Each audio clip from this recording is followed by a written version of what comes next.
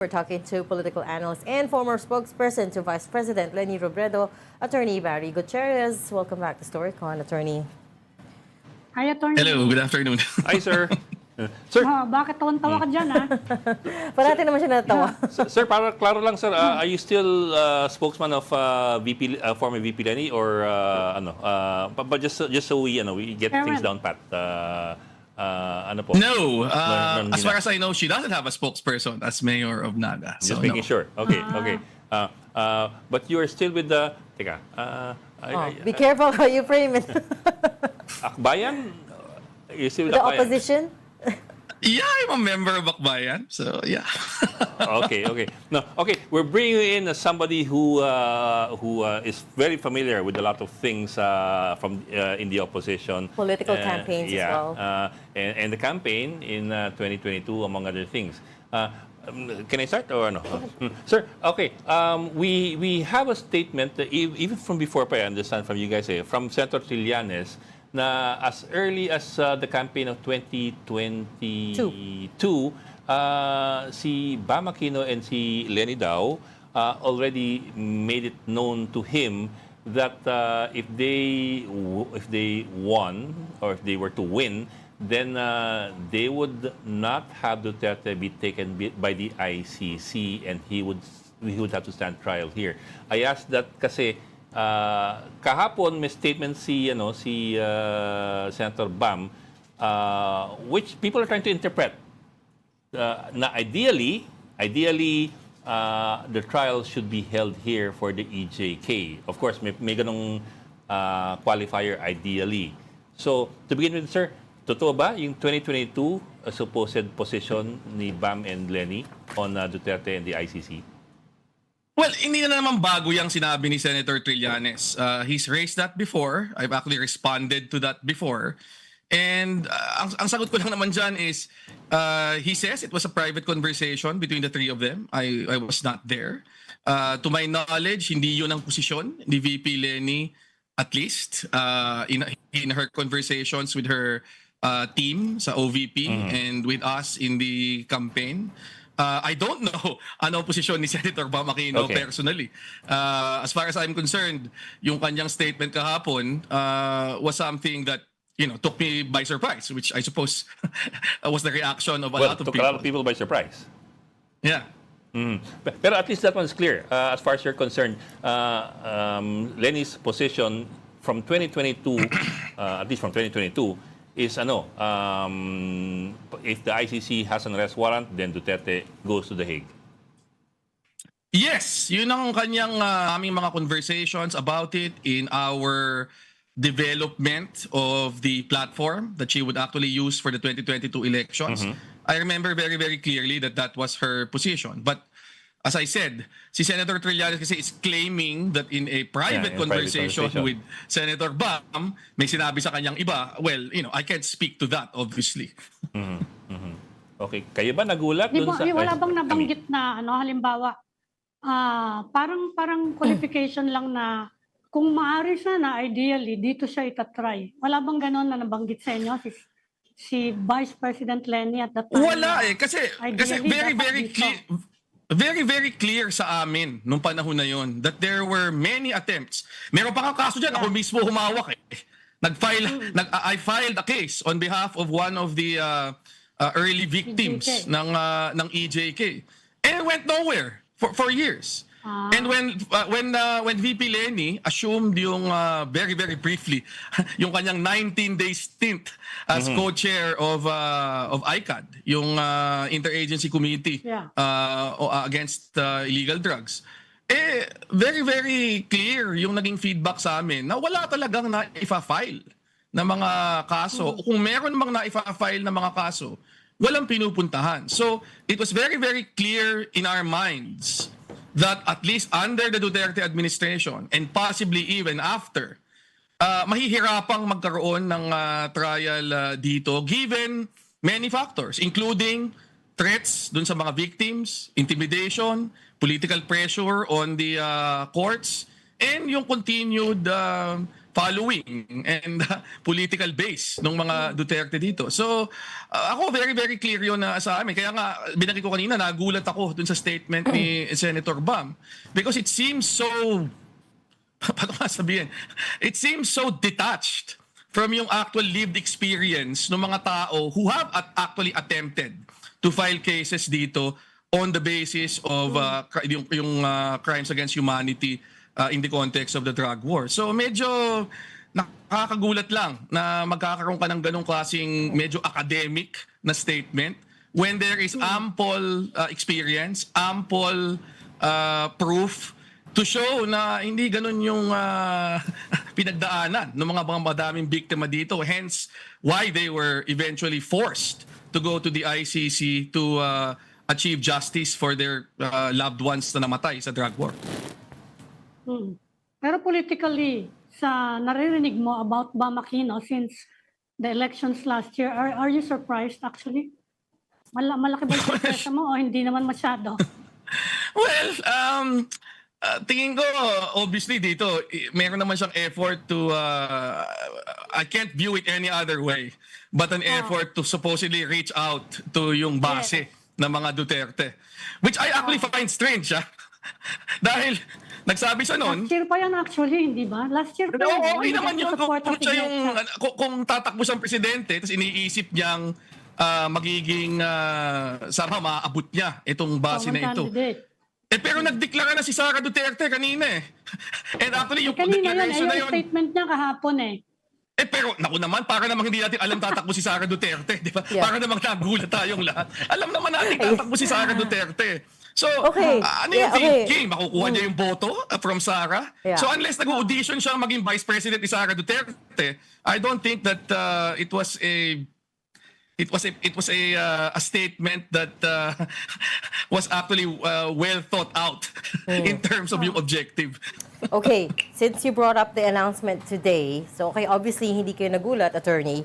But let's dissect it. I'm asking you now to look at it as a political analyst. Let's dissect Sure. her messaging in substance and form. What did you think of it?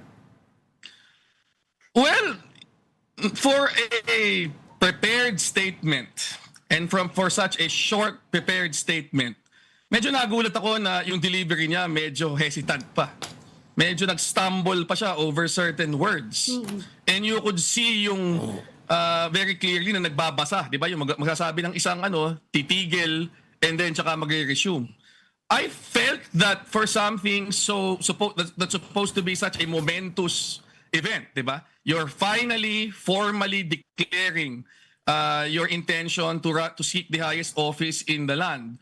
I expected a greater degree of emotion. I expected a greater degree of spontaneity. Medyo nakakagulat lang na parang siyang yung statement niya dun sa Beijing sa parang anniversary ng Chinese People's Party or something. Parang binabasa at hesitant. Nagulat ako. Pero sir, And I couldn't help but compare it. I couldn't help but compare it to yung naging announcement ni VP Lenny in 2021. But maybe that was the message, right? That I can be controlled, I can be restrained, I can be calm, diba? As opposed to all her other previous public announcements or / press conferences. You can appear to be calm and controlled without appearing sedated. And that's what she looked like para sa akin.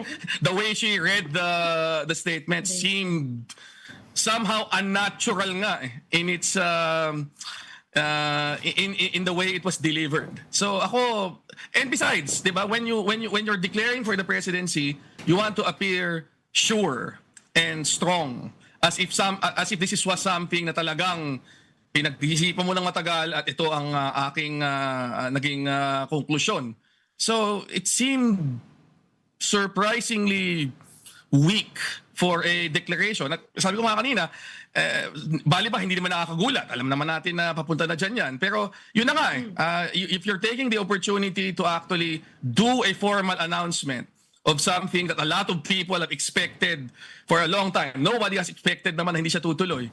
Parang medyo malamya ng konti yung ganong klaseng delivery. Pero sir, if you look at the words that she chose, the words that she used, may framing talaga siyang kinukuha dito which is basically number one, she's trying to project herself as I suppose, somewhat reluctant to take on the immense sacrifice that this decision comes with. Kasi let me quote, "It took me 47 years to understand that my life was never meant to be only mine. Unlike others, I may not have been born just to chase happiness." So it's a projection of this is an immense sacrifice on my part, but It's I'm a doing burden. it I for mean, you. the first line pa lang. Today, I've peacefully accepted that my life is unlike any other. So it plays to what you're saying Burden. about the sacrifice. So that might mean, be hindi addressed ako- to the Filipino psyche na parang alam mo the drama, the Filipino psyche. Yeah, I agree na kung yung content, titingnan mo, and certainly pag binabasa mo ngayon, Ed, Regina, it sounds a lot better. Okay. But iba yung dating when she was delivering it. Di ba yun yung point? It actually reads better than it came across if you watch the video of it, which is a problematic thing para sa akin, di ba? Kung mas maganda pang basahin yung statement kaysa sa panoorin yung delivery nung kandidato o prospective na kandidato, baka mas mabuti nirelease na lang yung as a statement, di ba? I mean, I get what they were trying to go for here. I get yung substance was aiming for reluctance, was aiming for parang humility, was aiming for kaya ko ginagawa ito because of some higher purpose rather than personal ko lang ambisyon o paghihigante or whatnot. Diba? But my beef with it is not yung laman. Ang beef ko yung the way it was delivered. and para sa akin, if I were part of her team, I would be concerned with yung delivery more than yung laman. Kasi yung laman, di naman siya nagsulat dun di ba? That's going to be the team. But ultimately, whatever words her team will come up with have to be delivered in a more convincing, less bloodless fashion, di ba? Than what we saw earlier. Baka naman gusto niyang ma-contrast dun sa dati niyang video at mabura yung image. Correct. Na over-passionate naman yung dati niyang video, no? Di ba? Sabi ko naman Ang dating niya doon, parang unhinged siya doon She has to, Agree naman ako, she has to agree naman erase ako, Ma'am naman Ami. that image, di ba? Agree naman ako, Ma'am Ami, pero sabi ko nga, may malaki namang espasyo between unhinged ako at para akong nakadraw, na para akong sedated Diba? And she came across as almost sedated, di ba? Dito sa... Di ba presidential yung parang, dating niya, hindi ba? Di ba ganon? presidential Hindi yung ganon ang dating niya? sa akin. Barry, let's talk about the timing of it, no? Did it strike you as odd? We're more than 2 years out from the 2028 elections. And of course, as you said, everyone was expecting naman that she will run. But I guess the consensus was that we were expecting her to announce later in the year, February pa lang. Yeah. What were you thinking around that? I think I can't help but speculate that it has something to do with the impeachment na magsisimula na sa House of Representatives probably by next week, given yung nangyari sa floor kanina. I think that that more than anything else, yung timing ngayon was deliberately chosen to serve as a reminder sa mga kongresista na, oy, baka in 2.5 years, ako na ang presidente nyo, ha? Kaya medyo mag-ingat-ingat kayo sa mga magiging actuations nyo dito sa impeachment. It's actually less about the votes. Kasi, the votes might come or they might not, depending on how things play out sa committee or sa House. But it's about sino yung magmamatapang at the committee level to actually push for, let's say, yung paglalabas ng ebidensya or yung paglalabas ng mga damaging na mga allegations against the Vice President in the same way na nangyari yan during the Quadcom hearings almost more than a year ago, 'di ba? Late 2024 hanggang early 2025, just before she was actually impeached by the House. Kung maalala natin nung panahon na 'yon, halos nagkakandara pa yung mga congressman para makaguhit 'di ba? To make their points, to put on record yung mga iba't ibang mga ebidensya na gusto nilang introduce. I think more than anything else, yung pagpili ng declaration ngayon on the eve of when the House is supposed to do its committee hearings on the impeachment is intended precisely to baka naman intimidate is too strong a word, Malaya ako. To signal. but to very firmly remind yung mga congressman of the political reality that they may be facing Oo. going into 2028. And do you think it would work? Because on the other hand, it's the Philippines is not kind to early front runners. Time and time again, that's been proven. Na kung sino yung unang mag-declare na maaga, is always the one that gets often doesn't end up winning. Unang nalalaglag. Although, tingin ko kasi sa kaso ni VP Sara, gaya sinabi ko kanina, hindi naman surprise na eh. I mean, everybody is expecting her to run for president kahit na hindi niya i-declare outwardly. So I think that in terms of ano yung mawawala sa kanila, by giving up the, paano ba yun, the mystery kung tatakbo ba o hindi. I think na ano naman yun, very minimal. Siguro sa tingin nila dahil everybody is really expecting her to declare at some point. And the more immediate concern para sa kanila, if I was in their camp, would be ano ang lalabas dito sa impeachment proceedings at the level of the House. Ano yung mga ebidensya? Kasi you have to remember, dun sa huling impeachment, the public never got to see any of the evidence. Dahil sa House, dinaan sa 1/3 vote, express, diretso kaagad sa Senate. And in the Senate, dinribol ni Chis Escudero hanggang lumabas yung Supreme Court decision, so we never actually saw a trial. So this will be, if ever, the first opportunity whereby a lot of the substance of the allegations against her will actually be presented before the public. So if I were them, I would be most worried about that. Ano yung laman na yon? Will that be damaging? Will that affect yung aking standing? So, very, very crucial na meron kang ganitong paalala to remind yung mga congressmen na, di ba, wag naman kayong masyadong aggressive dahil maaalala namin yung mga taong naging aggressive sa amin sa panahong ito when it's our turn 2 years from now. Or at least, I think that's the intention behind yung move na ito. What Pero about the on the opposition? other hand, will that not strengthen the resolve of the pro-administration? Marami yung pro-administration na yan. It's still a super majority. Won't it strengthen their resolve na ituluyan nga siya at ipakita sa mga tao kung ano yung mga kasalanan niya? Bueltahan siya. Well, speaking as a former member of the House of Representatives, yung mga supermajority tend to be cobbled up Fickle. from a variety of interests that tend to Can change overnight, Yes. lapse as soon as there's a change in Overnight. administration. So, yun precisely. I think she is addressing precisely those people in the current supermajority na 2.5 years from now, kung siya magiging presidente, might only be might be in a rush na luminya sa labas ng kanyang pintuan, di ba? Para sila naman ang sasama sa kung ano man yung bubuuin niyang majority. And she's telling them now, kapag masyado kayong magulo ngayon, maaalala ko yan, di ba? I think that's the whole point. And then She is playing to the rather fickle loyalties of people in Congress. which we all know about. And then there's a wild card here, which is she could resign before the trial even gets underway, di ba? So nag-declare na siya, then she resigns, then they don't have to see So through she can run. the impeachment trial, and so she can still run. Yeah.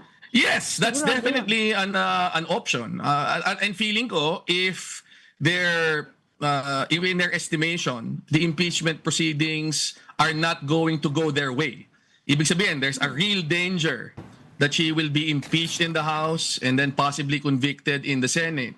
And yung Senate conviction, as you pointed out, will carry not only yung penalty of removal from her current office, but perpetual disqualification to hold any other public office, then definitely, isang option nila yung pagbibitaw. Although I think na they will only take that kapag ora de peligro. Oo. Ibig sabihin, yung klaro na mukhang matatalo tayo dito, and to preserve our shot at 2028, sige na, let's give up yung current position as Vice President. But I don't think they will do that unless they really, really have to.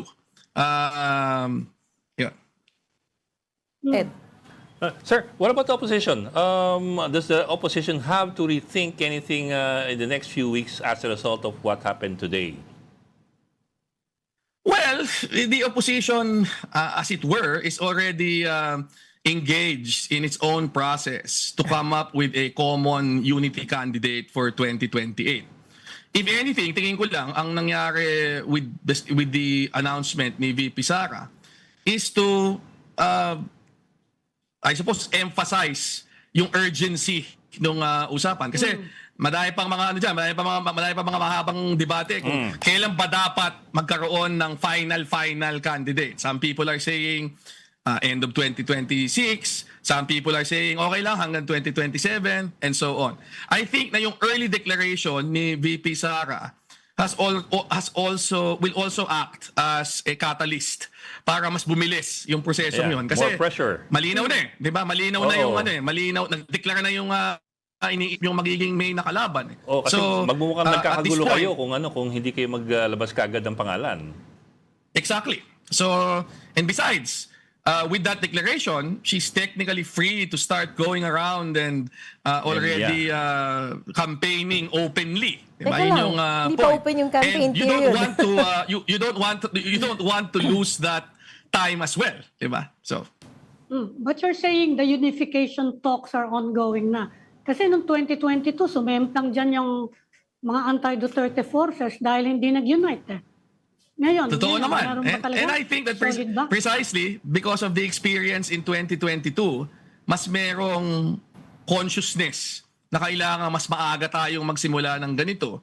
And at the end of the day, we really have to find a common candidate given na yung undeniable lakas ng mga ni VP Sara Duterte doon sa polls at the moment. So definitely that's clear to everyone's mind. Yung experience na yon was definitely a learning experience. So I think na yun ang principal motivation for a lot of people to use to push this process. Yes, yung process is ongoing. Kasi ang nabasa namin, ang nakita namin ngayong istorya, yung away ni Bam sa away within the opposition. Yeah.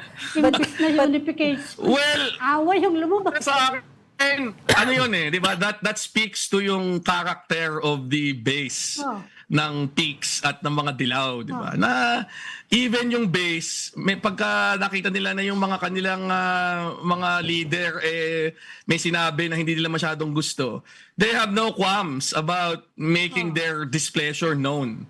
And I think that's one of the differences doon sa dalawang base. So that's actually a reminder doon sa mga leader na ba kailangan maging mas maingat din kayo at mas aware kayo doon sa base natin at and how they tend to react pag sa mga ganito mga bagay. Speaking of common candidate, attorney, si Mayor Lenny, wala na ba talagang, is she fully out?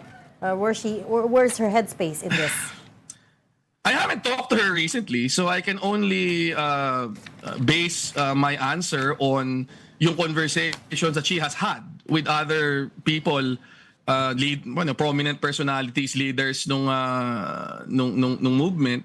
Kasama na dito si Senator Kiko Pangilinan, si former Secretary Butch Abad, and so on. And all of them have said very clearly that as far as she's concerned, she prefers to stay in Naga. And apparently she's open to joining yung selection process as one of the conveners. Now, whether that means hindi na talaga siya tatakbo is something na no one can answer right now kasi madami pa naman pwede mangyari in the next year, 'di ba? But as of now, Yun ang kanyang desisyon. At pag tinatanong ako ng mga tao, ang sinasabi ko lang, di ba, galangin naman natin yung agency ng tao. Di ba? Parang ilang beses niya sinabi yan eh.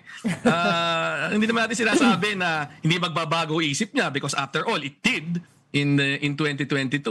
Pero, that's when that happens, that's a bridge we will cross when we get to it. But as of now, yun ang sinasabi niya. So let's take that as a given and let's proceed from there. Kung may ibang mangyayari in the next year, then, flexibility is part of the skill set that we need to adopt, diba? Okay. And master. Sige na nga, we'll take that answer for now.